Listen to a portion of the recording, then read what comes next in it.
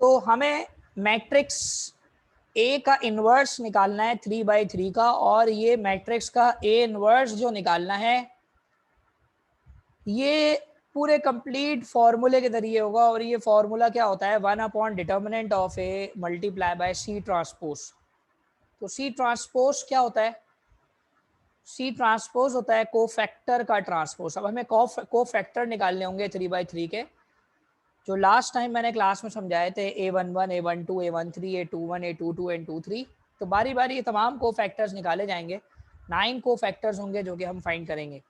सबसे पहले तो हम डिटर्मिनेंट ए को फाइंड करेंगे, यानी ए का डिटर्मिनेंट कैसे निकाला जाता है। ए के डिटर्मिनेंट के लिए मैंने आप लोग को बताया था कि हम फर्स्ट मैट्रिक्स की रॉ की मदद से एक्सपेंड करेंगे।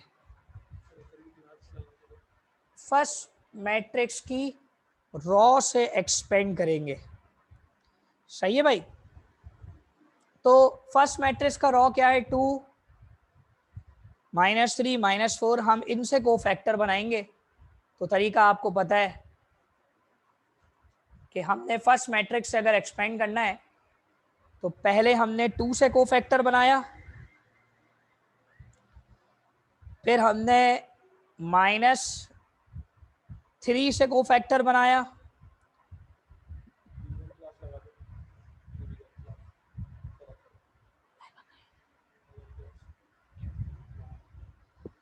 और फिर हम 4 से एक्सपेंड करेंगे। फर्स्ट ईयर होती है, सेकेंड ईयर पूछ के आओ, सही है। और लास्ट हम 4 से एक्सपेंड करेंगे। अब बताने का मकसद ये है कि जो पहला साइन होता है ये प्लस होता है, दूसरा साइन माइनस होता है, और तीसरा प्लस होता है, ठीक है। तो पहले आप इतना अपने पास कॉपी करें और डिटर्मिनेंट खुद निकालिए। सारे बच्चे डिटर्मिनेंट खुद निकालें इसके बाद, और मुझे आंसर बताएं डिटर्मिनेंट का आंसर क्या आ रहा है। भाई देखें कोफैक्टर का तरीका क्या होता है, मैंने आपको बताया था। जब हम डिटर्मिनेंट को फर्स्ट रॉ से एक्सपेंड करते हैं तो हमारा तरीका ये होता है बेटा कि फर्स्ट मैट्रिक्स में अगर हम पहला नंबर 2 लेते हैं तो दूसरा नंबर 3 से कोफैक्टर बनाते हैं, और तीसरा नंबर 4 से कोफैक्टर बनाते हैं, लेकिन उनकी साइंस भी आएगी। इसी तरह पहला कोफैक्टर हमेशा पॉजिटिव होता है, दूसरा वाला माइनस में लिया जाता है। ये जो साइन है ये माइनस में कोफैक्टर की साइन है, और तीसरा वाला जो है बेटा वो आपके पास पॉजिटिव लिया जाता है। अब पहली बात तो ये समझ लो कि कोफैक्टर की साइन का कैसे पता चलता है, ये मैं तुम लोग को समझा रहा हूं। कोफैक्टर की साइन का कैसे पता चलता है, देखो ये जो पहला नंबर 2 है इसकी पोजीशन क्या है, इसकी पोजीशन है फर्स्ट रॉ और फर्स्ट कॉलम। तो हम क्या करते हैं, -1 के ऊपर पावर लगाते हैं फर्स्ट रॉ फर्स्ट कॉलम, यानी फर्स्ट प्लस फर्स्ट, क्योंकि फर्स्ट रॉ फर्स्ट कॉलम की बात हो रही है तो हम 1 + 1 लगाते हैं। आपको ये बात पता है किसी भी माइनस वाली टर्म के ऊपर अगर इवन पावर आ जाए, जैसे 1 + 1 कितने हो गए 2, तो ये -1 किस में कन्वर्ट हो जाता है, प्लस में, क्योंकि माइनस माइनस प्लस हो जाता है। तो ये जो 2 है या पहला नंबर है ये हमेशा पॉजिटिव क्यों लिया जाता है, उसके पीछे रीजन ये है कि ये फर्स्ट रॉ फर्स्ट कॉलम की पोजीशन होती है। तो -1 ये बात बताता है कि उसकी साइन पॉजिटिव आएगी या नेगेटिव। तो 1 है, अगर 1 से 1 पर कोई भी मल्टीप्लाई हो जाए, 2 मल्टीप्लाई हो जाए तो वो 2 आ जाता है, रिप्लेस हो जाता है। मतलब 1 से मल्टीप्लाई होने पर कोई फर्क नहीं पड़ता, तो इसलिए हम हमेशा यहाँ पॉजिटिव साइन लगाते हैं। लेकिन अगर हम दूसरी साइन लगाएं, जो कि यहाँ फर्स्ट रॉ सेकंड कॉलम की बात कर रहा है, किस कॉलम की बात कर रहा है, सेकंड कॉलम, तो -1 के ऊपर पावर क्या आ जाएगी, 1 + 2, क्या आ जाएगी 1, किसका,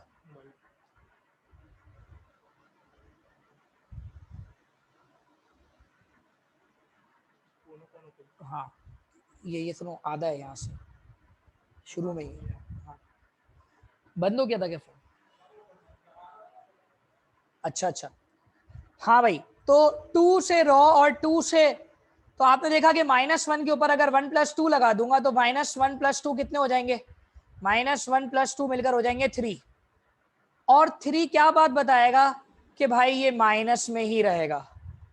तो इसलिए हमेशा, सिर्फ अभी आप माइनस को देखिएगा, 1 को छोड़ें, हमेशा हम इसकी साइन माइनस में लिखते हैं सेकंड वाले की, और थर्ड वाले की प्लस में क्यों आती है? फर्स्ट रो और थर्ड कॉलम, इसी के ऊपर -1 के ऊपर अगर मैं 1 + 3 लगा दूं, first row and third column, तो 1 + 3 क्या हो जाएंगे? 4। तो ये एक दफा फिर इवन बन जाएगा, इवन पावर आ जाएगी, और इवन पावर अंदर माइनस वाली टर्म को हमेशा किस में कन्वर्ट कर देता है? प्लस में।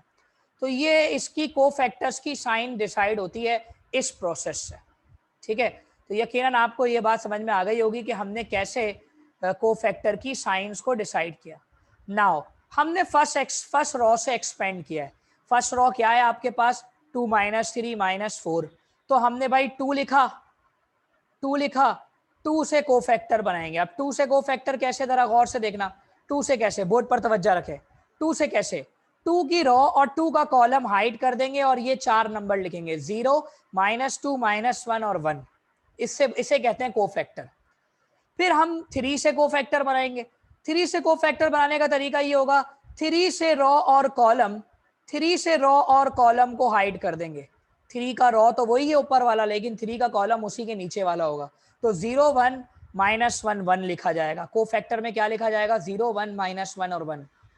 इसी तरह जब हम थर्ड से बनाएंगे तो बेटा क्या करेंगे? हम यहाँ पर ये काम करेंगे, हम 4 की रो और 4 का कॉलम हाइड कर देंगे। तो कौन से 4 नंबर लिखेंगे? 0 1 और 0 -2। तो हमने फर्स्ट रो से एक्सपेंड किया है। तो फर्स्ट रो से एक्सपेंड करते वक्त हमने जब 2 लिया तो 2 की रो और 2 का कॉलम हाइड कर दिया। जब 3 लिया तो 3 का रो और 3 का कॉलम हाइड कर दिया। जब हमने 4 लिया तो 4 का रो और 4 का कॉलम हाइड हो गया। और इस तरह हमने चारों कोफैक्टर लिख लिए।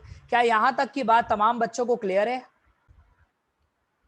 अब तुम इसको फर्दर सॉल्व करोगे। इसको फर्दर सॉल्व करने का तरीका ये कि 2 इसी तरह आ जाएगा और ये AD - BC के जरिए सॉल्व होगा। कैसे? 0 × 1 और -1 × -2। तो 0 1 0 और -2 × -1। इसी तरह यहाँ पर भी होगा। पहले तो ये माइनस माइनस मिलके प्लस हो जाएगा। 0 को 1 से मल्टीप्लाई करेंगे, -1 को 1 से मल्टीप्लाई करेंगे, फिर ये प्लस माइनस होने की वजह से -4 हो जाएगा। 0 को 2 से मल्टीप्लाई करेंगे, 0 को 2 से मल्टीप्लाई करेंगे और 0 को 1 से मल्टीप्लाई करेंगे। ठीक है, तो अब क्या होगा जरा देखो, नेक्स्ट स्टेप में क्या होना चाहिए। 0 को 1 से मल्टीप्लाई किया, 0 आया, minus minus plus, plus minus minus, 2 1 जा 2। इसी तरह +3, 0 1 जा 0 और माइनस माइनस प्लस 1 1 जा 1। इसी तरह -4 इसी तरह आ गया, 0 2 जा 0 और 0 1 जा 0। ठीक है, ये आपने AD - BC का फॉर्मूला लगाया। मैट्रिक में भी यही काम करते थे। 0 को हटाया, सिर्फ क्या बचा? -2। 0 को हटाया, सिर्फ क्या बचा? 1। और 0 से कोई भी चीज मल्टीप्लाई हो जाए वो फिर 0 बन जाती है, यानी 4 0 का क्या हो जाएगा? नेक्स्ट स्टेप में 0 हो जाएगा। तो 2 2 जा 4 -4 +3 और 0 से कोई भी चीज मल्टीप्लाई हो जाए वो क्या हो जाएगा? 0। तो बेटा आपके पास 4 में से 3 जाएंगे तो माइनस का 1 बचना चाहिए। ये तुम लोगों का आंसर है डिटर्मिनेंट का। तो देखो कितने बच्चों का सही था? सिर्फ 2 बच्चों का सही था। ठीक है, अब तुम लोगों ने ये देखना है कि डिटर्मिनेंट तो आ गया, लेकिन C ट्रांसपोज कैसे आएगा। तो C ट्रांसपोज कैसे आएगा, आओ हम उसकी तरफ चलते हैं। C ट्रांसपोज से पहले तुम्हें ये बात पता होनी चाहिए, C ट्रांसपोज का मैट्रिक्स होता क्या है। नॉर्मली 2x2 में ये एडजॉइन का मैट्रिक्स होता था, और ये मैट्रिक्स है क्या? A11 A12 A13 A21 A22 N23 A31 A32 N33। ये सारे कोफैक्टर हैं। A11 का मतलब है first row first column, A12 का मतलब है first row second column, A13 का मतलब है first row third column, A21 का मतलब है second row first column, second row second column, second row third column, third row first column, third row second column और थर्ड रो थर्ड कॉलम। पहले हमने determinant A निकाला, अब हम C transpose निकालने जा रहे हैं। फिर इन दोनों को डिवाइड कर देंगे तो A इनवर्स निकल आएगा। तो बेटा हमें इन तमाम को फैक्टर्स को निकालना है पहले, और फिर हमने जो है वो ट्रांसपोज मालूम करना है और फिर डिटर्मिनेंट से डिवाइड करना है। तो पिछले पार्ट में हमने सिर्फ और सिर्फ डिटर्मिनेंट निकाला। गौर से देखिएगा, हमने सिर्फ और सिर्फ A डिटर्मिनेंट निकाला, और A डिटर्मिनेंट निकालने का ये तरीका है जो कि पहले भी आप समझ चुके हैं। और अब हमने C ट्रांसपोज निकाला। अब C ट्रांसपोज निकालने के लिए यहां पर इतनी बात ध्यान में रखिएगा कि हम क्या काम करेंगे, हम पहले तो मैट्रिक्स लिखेंगे कि हमें किस मैट्रिक्स का सी ट्रांसपोज निकालना है। हमें ए के मैट्रिक्स का ही निकालना है, तो बेटा हमें A11 पहले निकालना होगा, तो फिर हमने A11 निकाला। अब A11 सुनो जरा गौर से, पहले इतनी बात समझो। देखो 1 के लिए फर्स्ट रो फर्स्ट कॉलम छोड़ना होगा, बाकी सारे एलिमेंट लिखने होंगे। लेकिन मुझे पता तो चले इस 1 की साइन क्या होगी। इस 1 की साइन प्लस होगी, इस 1 की साइन माइनस होगी जैसे डिटर्मिनेंट में होती है, और इस 1 की साइन प्लस होगी। इसका फैसला कौन करेगा? इसका फैसला -1 करेगा। इसी तरह 2 की साइन क्या होगी, 2 की साइन क्या होगी, 2 की साइन क्या होगी, 3 की साइन क्या होगी, 3 और 3 की साइन क्या होगी। अब इन सब साइनों को याद तो नहीं कर सकते, तो इसका तरीका क्या होता है, हम जब A11 निकालते हैं तो फौरी तौर पे साइन का फैसला करते हैं, -1 के ऊपर पावर लगाते हैं। तो -1 के ऊपर पावर आई 1 + 1, यानी कि first row and first column को हाइड कर देंगे। यानी कि first row and first column को जब हम हाइड करेंगे, सी ट्रांसपोज 3/3 के निकालने का इनवर्स में जरूरी है, उसका फॉर्मूले का हिस्सा है सी ट्रांसपोज। आपने पिछली क्लासेस नहीं ली है इसलिए आपको प्रॉब्लम है, ठीक है। -1 के ऊपर पावर आएगी 1 + 1। इसका मतलब यह है फर्स्ट रो और फर्स्ट कॉलम नहीं लिखेंगे। गौर से देखिएगा, फर्स्ट रो और फर्स्ट कॉलम नहीं लिखेंगे, तो कौन से 4 नंबर लिखेंगे? 0, -2, -1, 1। तो हम इसको सॉल्व कैसे करेंगे? गौर से देखिए, पहले तो 1 + 1 क्या हो जाएगा? इवन हो जाएगा 2, और ये पॉजिटिव 1 हो जाएगा। 1 से कोई भी चीज मल्टीप्लाई हो इससे कोई फर्क नहीं पड़ता, इसलिए 1 लिए जाता है, ठीक है, याद रहे। तो 0 1 0, AD - BC, 0 1 0 और 2 1 2, माइनस माइनस +2, 2 1 2। अब ये वाला कौन सा माइनस है? ये फॉर्मूले का माइनस है, AD - BC वाला, क्योंकि ये दोनों माइनस माइनस प्लस हो गए तो फॉर्मूले का माइनस लिखा हुआ है। तो 0 को हटाएंगे सिर्फ -2 बचेगा, और 2 को 1 से मल्टीप्लाई किया सिर्फ -2 बचेगा।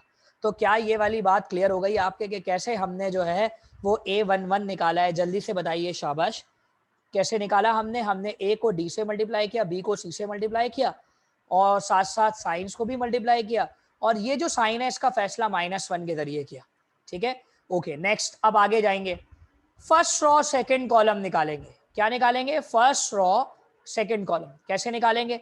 -1 के ऊपर हम फर्स्ट रो सेकंड कॉलम को हाइड कर देंगे। कैसे करेंगे भाई? फर्स्ट रो सेकंड कॉलम को हाइड कर दिया, तो कौन से 4 नंबर लिखे? 0 1, -1 और 1। तो -1 के ऊपर पावर कौन सी आएगी? 1 + 2 का मतलब क्या हो जाएगा? 3, और 3 एक ऑड नंबर होता है, ऑड पर जब भी माइनस की साइन आती है तो वो माइनस में रहता है, इसलिए ये -1 में रहेगा। 1 + 2 3 होता है, और 3 एक ऑड नंबर होता है, तो -1 में रहेगा। अब आगे देखो, 0 1 -1 1, ये आपने कहां से लिखा? 0 1 -1 1, AD - BC कर देंगे। 0 1 0, ये फॉर्मूले का माइनस है, और ये 1 1 -1, माइनस माइनस मिलके +1 हो जाएंगे। 0 को हटा देंगे, +1 -1 से मल्टीप्लाई होगा, तो A12 क्या निकला? -1। इसी तरीके से हम अब कहा जाएंगे? अब क्या सब चलेगा? बिल यार चलेगा, ये थोड़ा सा जान मार के लगा। अच्छा, जरा आप लोग इधर तक कॉपी करें पहले, शाबाश। देखो, इसके बाद कंटिन्यू करके डायरेक्ट बता रहा हूं सिचुएशन क्या है, सुन लो जरा गौर से। जब हम बात करेंगे 1 3, जब हम बात करेंगे 1 3, तो क्या बात आई थी? फर्स्ट रो और थर्ड कॉलम नहीं आना चाहिए, यानी कि फर्स्ट रो और थर्ड कॉलम आपका हाइड हो जाएगा। और कौन से 4 नंबर आएंगे? 0 1 2, 0 1 0 -2, और इससे आपका आंसर 0 बनेगा। तरीका आपको पता है, ठीक है। नेक्स्ट इससे आगे बढ़ेंगे। जब इससे आगे बढ़ेंगे तो अब सेकेंड रो फर्स्ट कॉलम के साथ क्या होगा? सेकेंड रो फर्स्ट कॉलम के साथ ये होगा कि हमारे पास हाईलाइट होगा सेकेंड रो और फर्स्ट कॉलम, सेकेंड रो और फर्स्ट कॉलम। तो सेकेंड रो क्या है आपके पास? सेकेंड रो आपने ये हाइड कर दी और फर्स्ट कॉलम ये हाइड कर दिया। -3 -2 -4 और 1, ठीक है। समझ में आ रही है बात? अच्छा, आप लोग एक काम करें, अभी इकोनॉमिक्स कंटिन्यू करें, मैं आपकी इंग्लिश के बाद इस क्लास को कंटिन्यू करता हूँ। इंग्लिश 4:45 पे खत्म होगी, 4:45 पे दोबारा क्लास शुरू करता हूँ, आपकी इसी क्लास को कंटिन्यू करता हूँ। ठीक है बेटा, समझ में आ रही बात? यहीं से कंटिन्यू करूंगा, 8:21 से समझाना शुरू करूंगा। ठीक है भाई, बात समझ में आ गई सबके? अभी आप इकोनॉमिक्स कंटिन्यू करें।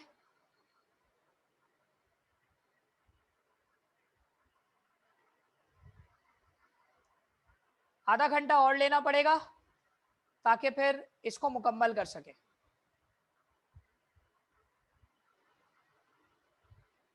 ओके।